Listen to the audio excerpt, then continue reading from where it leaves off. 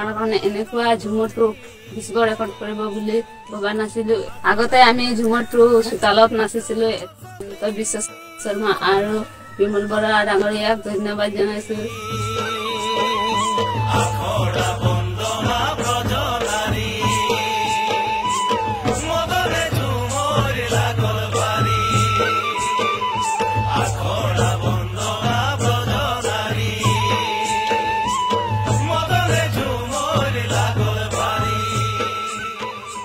करमटा हम घर घर में होत रहे, इतना भल लगेला।